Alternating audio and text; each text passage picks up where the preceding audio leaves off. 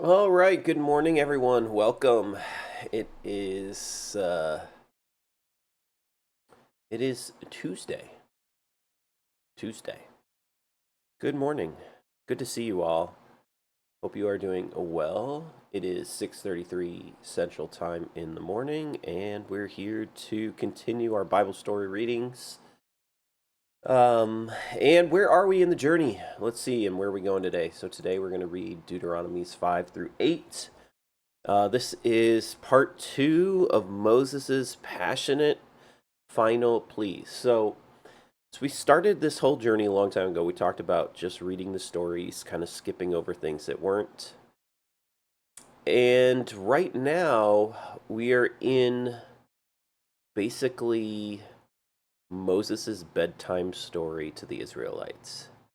He's a super old man, and he is about to pass away into history, and he is trying to remind them of where they've come from and where they're going. He's been with them for a long journey, but it's been 40 years since they crossed, been over 40 years since they crossed the Red Sea and left Egypt. And a lot of these people weren't even born when it started, and some of them were just little kids. None of them were 20 years or older that were of male descendant and whatever. So they're just trying. He's trying to remind them of all that has taken place and all that is been promised. Is there a proper Moses movie? I don't know if most of this gets most of what we're reading now, The Time in the Desert, gets a movie. Um, there's a few stories in there, but a lot of this is the law giving, and so uh,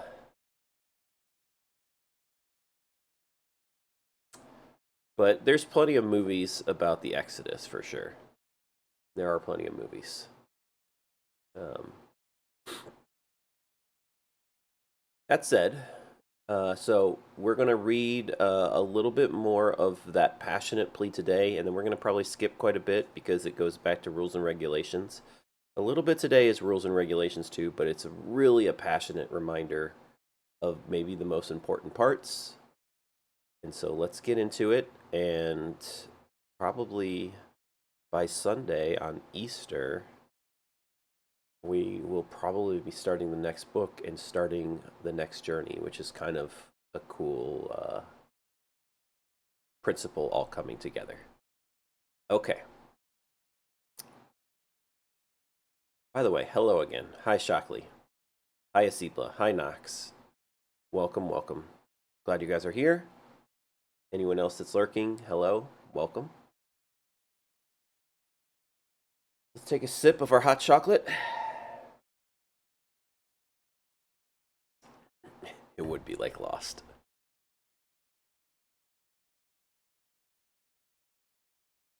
All right, here we go. Moses called all the people of Israel together and said, "Listen carefully, Israel. Hear the decrees and regulations I am giving you today, so you may learn them and obey them.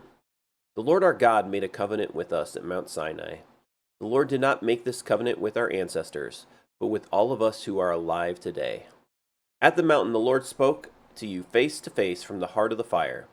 I stood as an intermediary between you and the Lord, for you were afraid of the fire and did not want to approach the mountain.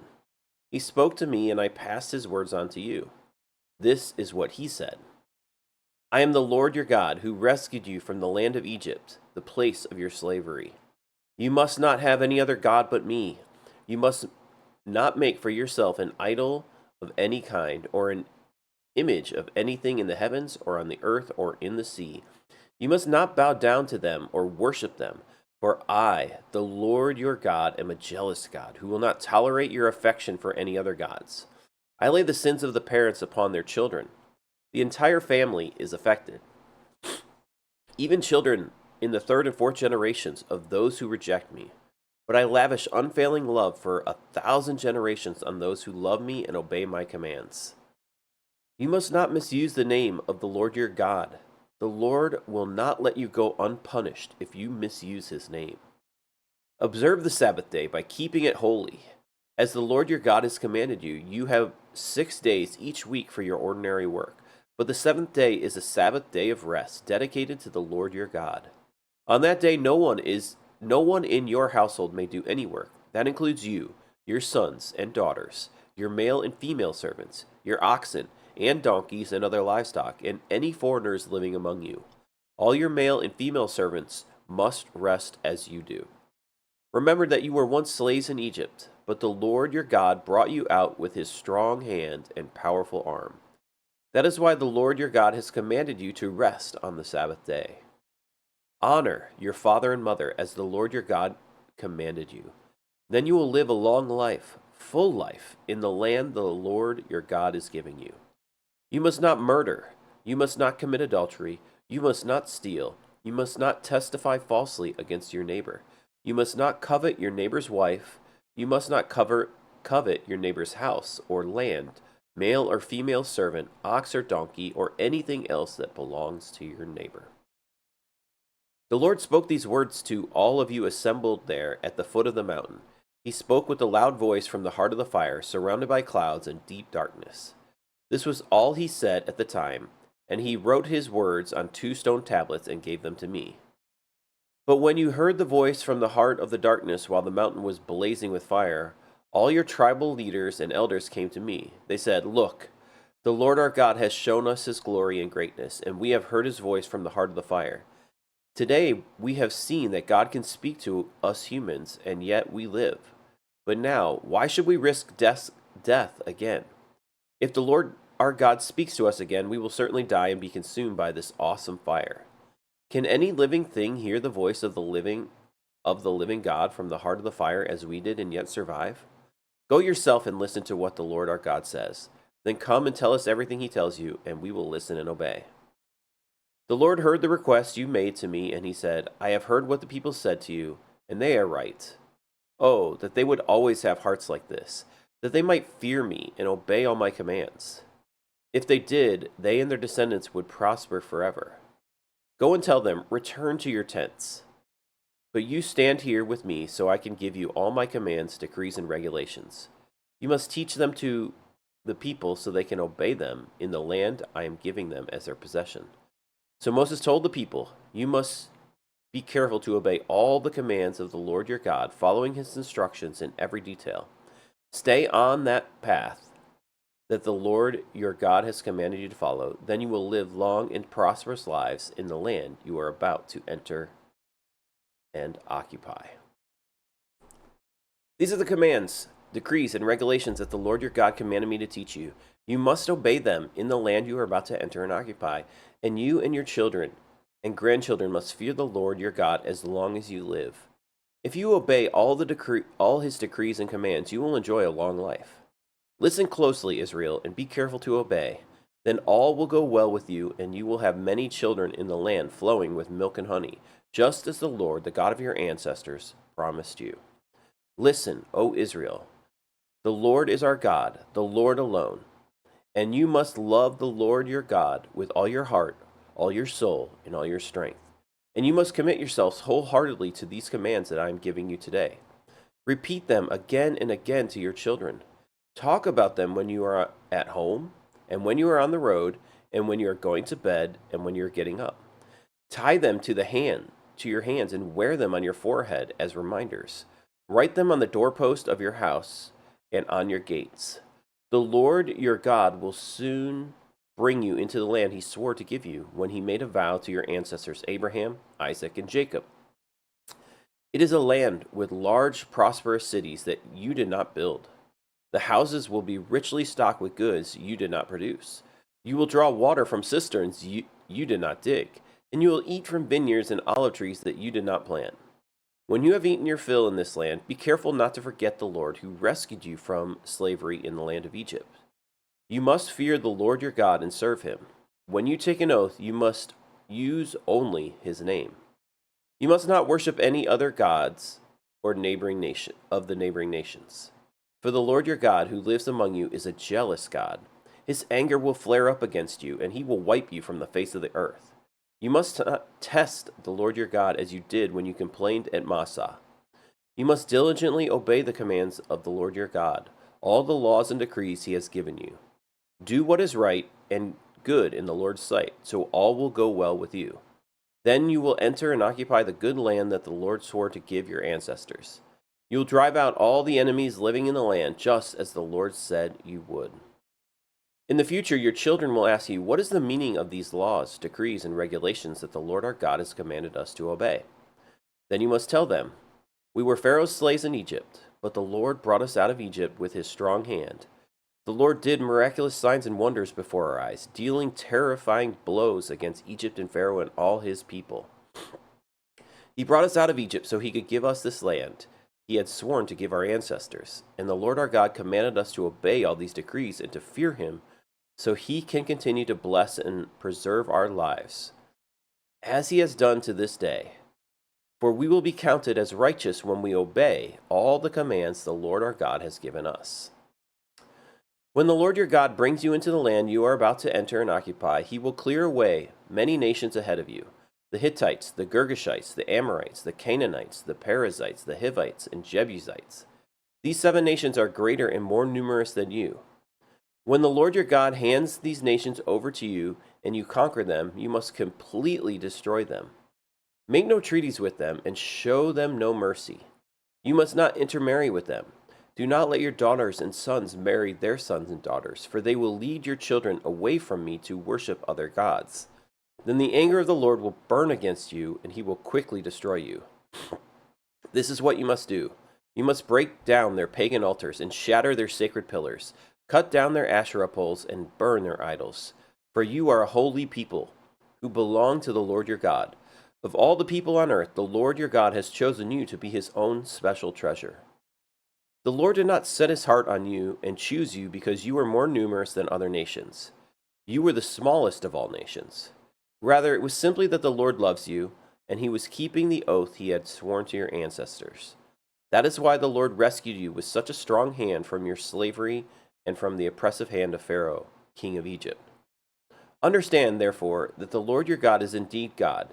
He is the faithful God who keeps his covenant for 1,000 generations and lavishes his unfailing love on those who love him and obey his commands. He does not hesitate to punish and destroy those who reject him. Therefore, you must obey all these commands, decrees, and regulations I am giving you today. If you listen to these regulations and faithfully obey them, the Lord your God will keep his covenant of unfailing love with you, as he promised with an oath to your ancestors. He will love you and bless you, and he will give you many children. He will give fertility to your land and your animals. When you arrive in the land he swore to give your ancestors, you will have large harvests of grain, new wine, and olive oil, and great herds of cattle, sheep, and goats. You will be blessed above all the nations of the earth. None of your men or women will be childless, and all of your livestock will bear young. And the Lord will protect you from all sickness. He will not let you suffer from the terrible diseases you knew in Egypt, but he will inflict them on all your enemies. You must destroy all the nations the Lord your God hands over to you. Show them no mercy and do not worship their gods, or they will trap you. Perhaps you will think to yourselves, how can we ever conquer these nations that are so much more powerful than we are? But don't be afraid of them. Just remember what the Lord your God did to Pharaoh and to all the land of Egypt. Remember the great terrors the Lord your God sent against them. You saw it all with your own eyes. And remember the miraculous signs and wonders, and the strong hand and powerful arm for which he brought you out of Egypt. The Lord your God will use this same power against all the people you fear. And then the Lord your God will send terror to drive out the few survivors still hiding from you. No, do not be afraid of these nations, for the Lord your God is among you, and he is great. He is a great and awesome God. The Lord your God will drive those nations out ahead of you, a little by little. You will not clear them away all at once, otherwise the wild animals would multiply too quickly for you. But the Lord your God will hand them over to you. He will throw them into complete confusion until they are destroyed. He will put their kings in your power, and you will erase their names from the face of the earth. No one will be able to stand against you, and you will destroy them all.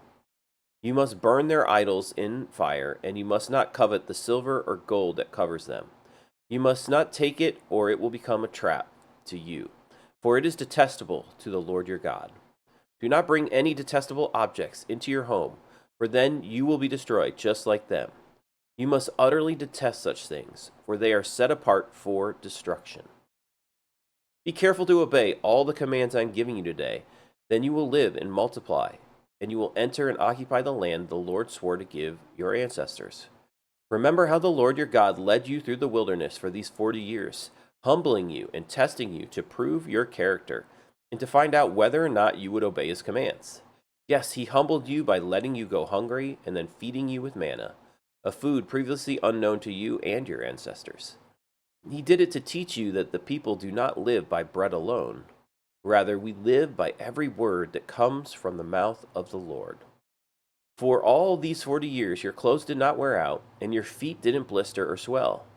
Think about it.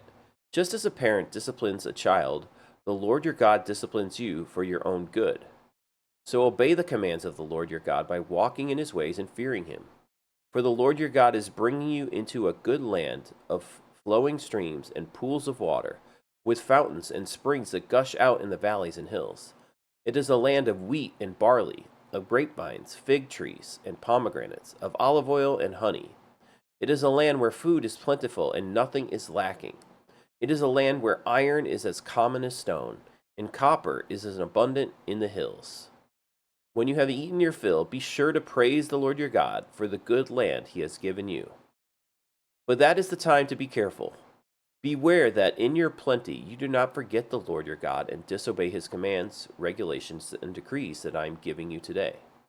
For when you have become full and prosperous and have built fine homes to live in, and when your flocks and herds have become very large, and your silver and gold have multiplied along with everything else, be careful. Do not become proud at that time and forget the Lord your God, who rescued you from slavery in the land of Egypt. Do not forget that he led you through the great and terrifying wilderness with its poisonous snakes and scorpions, where it was so hot and dry. He gave you water from the rock. He fed you with manna in the wilderness, a food unknown to you, your ancestors. He did this to humble you and test you for your own good. He did this so you would never say to yourself, I have achieved this wealth with my own strength and energy. Remember, the Lord your God, he is the one who gives you power to be successful, in order to fulfill the covenant he confirmed to your ancestors with an oath. But I assure you of this, if you forever forget the Lord your God and follow other gods, worshiping and bowing down to them, you will certainly be destroyed, just as the Lord has destroyed other nations in your path. You will also be destroyed if you refuse to obey the Lord your God. Okay, and that's where we're going to stop today.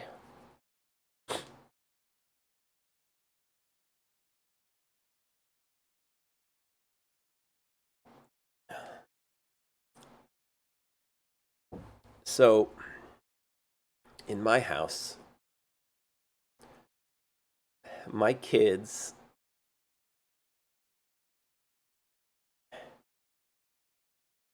laugh at me and kind of roll their eyes a little bit when I start telling a story.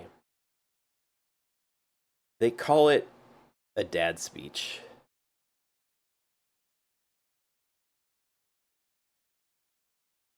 They think it goes on a little bit too long in general.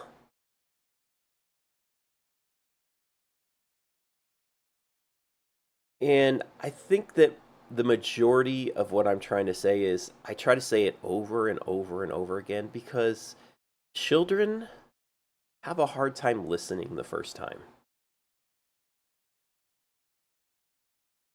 And I think that's what we're seeing here from Moses. He calls them the children of Israel. Listen, O Israel. He keeps trying to grab their attention over and over and over again. Listen, O Israel. Listen. I'm telling you something that's important. Try to actually listen to me for once. Don't just be wandering in your thoughts, wondering about what you're supposed to do, but like pay attention to me. Because otherwise, I'm going to have to do this dad speech again with you in 5 minutes because you didn't listen the first time.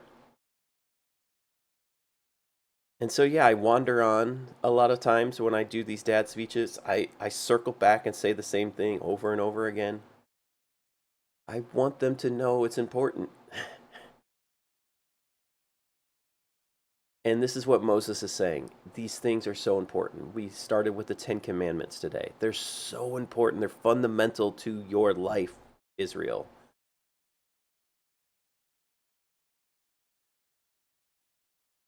They're so important to how you're going to operate going forward. Don't forget. Don't forget. That's what he's saying over and over again. Don't forget where you've come from and what God has done for you. If you forget, you will stop worshiping. You will stop loving. You will stop remembering. You will stop obeying. My children, don't forget what I'm telling you. If you forget, you'll stop doing it. Do you remember all the cool things that we've done in life? Remember them. Remember what we have taught you as you go forth and start your own journey. So he's so passionate about making sure they hear this message. They don't forget it, that they obey it. Because there is a blessing promised from the Lord. He will be with them. He will bless them if they will listen and obey. And man, I think that's what most parents say to their children. There is a time and a place for everything. There is a time and a place for everything.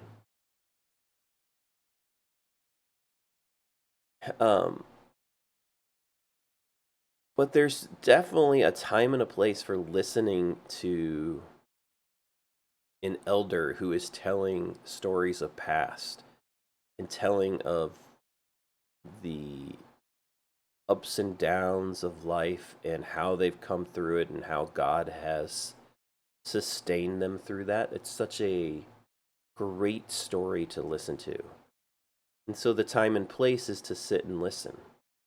And that's what Moses is saying here. And that's what parents say and grandparents say.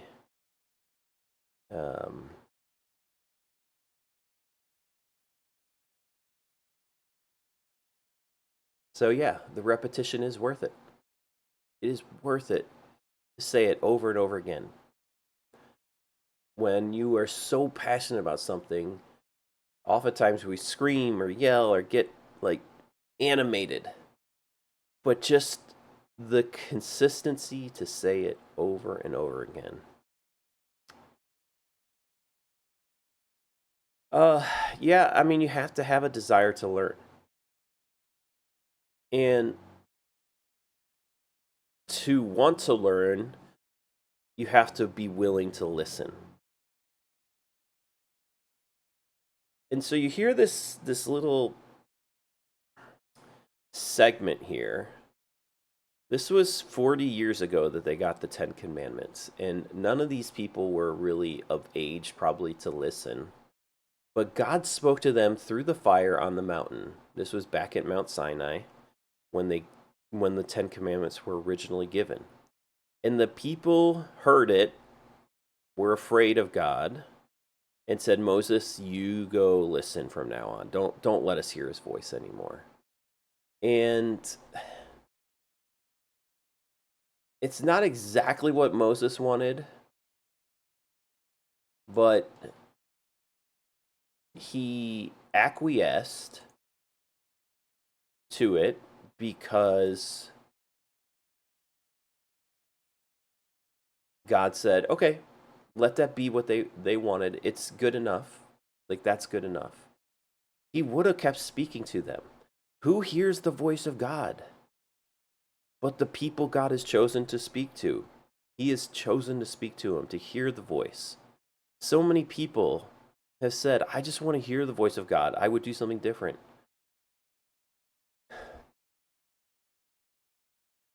It's great to hear the voice of God. It's wonderful. God wants to speak to his people. He's always wanted to speak to his people. He also wants us to fear him because we see so often through this journey that we sometimes hear in part, and sometimes we have ideas of what we want to hear. And it is so hard to truly hear when we have preconceptions of what might happen. So they were told back in the day to go take the promised land. They went and scouted it out. They came back. The good and bad reports came in. They all believed the bad reports. And then God said through Moses, because this is what they agreed to, Moses was going to be the mouthpiece. Because of your unbelief, your unfaithfulness to me, you're not going in. The next generation will. So 40 years, we're going to wander this desert until you all are dead. And they're like, okay, now we're going to obey. We're going to go back to the first word. Well, a new word came in. Sometimes a new word comes in. A new plan comes in from God. And now you have to obey that one. So you can't just pick and choose, and you can't just pick and choose the timing either. God's kind of in charge of it all, right? So we either trust him or we don't. And that's what Moses is saying. You are going to choose for yourself to either trust him or not. And if you do trust him, listen, remember, and obey these things. These things, these 10 commandments, these regulations are going to live on beyond just you crossing the Jordan River and getting into the promised land. God's going to help you take the land, but you have to stay true to what God wants out of his people to make this community. And he's trying to make a community that can survive. Because most communities, for better or worse, eventually find a lot of friction in it. And these people are going to find lots of friction in it between themselves and others. And so God is trying to set up these rules and regulations and decrees to help them remember to be not just totally about individualism, but about the community at large, to look out for one another, to care for one another, because that is so important to community sustaining itself. Because once it becomes about self-interest, it's the beginning of the end.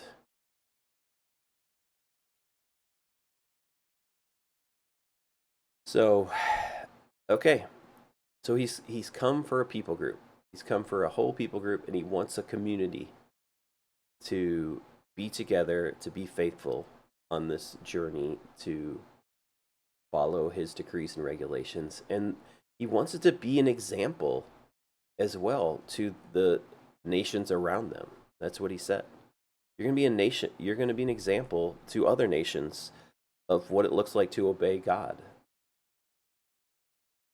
What that entails, what it looks like, and that's going to be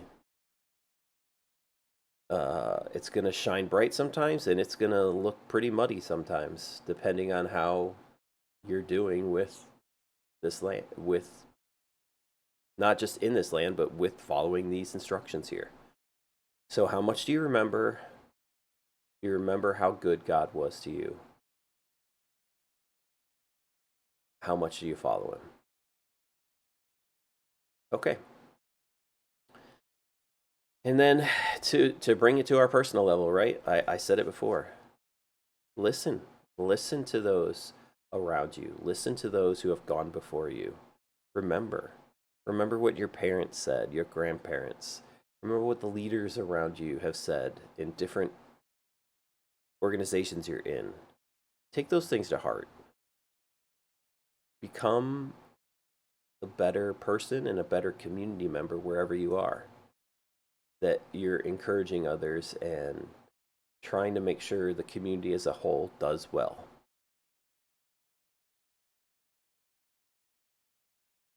That's your part. Because we all like community. We all like the friendships we've made on these different places, whether Twitch or in person or in Discord or wherever else. So let's look out for each other and help each other as best as we can. All right. That said, thank you for being here. A good little reminder to listen, to be good listeners. And we'll continue this story in Deuteronomy. Thanks, Cecilia. Thank you. I appreciate it. I'm looking out for you all. That's why I'm reading this. These stories are great. They help us remember to be better. So thank you for being here. Thank you for listening. We'll be back for the next part of the story on Thursday. We're going to be skipping quite a bit. And like I said, we might finish the book of Deuteronomy maybe on Thursday. There's a lot we're going to skip. It's kind of back into rules and regulations that we kind of just glossed over, and I'll gloss over them. But don't forget where you've come from. Don't forget where you're going. And when things are good, don't forget either. And when things are bad, don't forget either. We're all going to go through good and bad seasons. It's just life. Unfortunately, it is. So, thank you guys. Love you. Have a great day. I'll see you back here for Bible stories on Thursday. And I will probably be back for a Wednesday session as well. Old Deuteronomy is one of my favorite cats. The gold emoji for Mo. Yeah, she loved that emoji. I miss Mo, you know? Oh, okay. From the musical. I gotcha. Yeah. From Cats the Musical. Very cool. Yeah. Okay, that said, love you guys, and we will see you again shortly. As you go forward today, remember to listen. Love you all, and see you guys soon.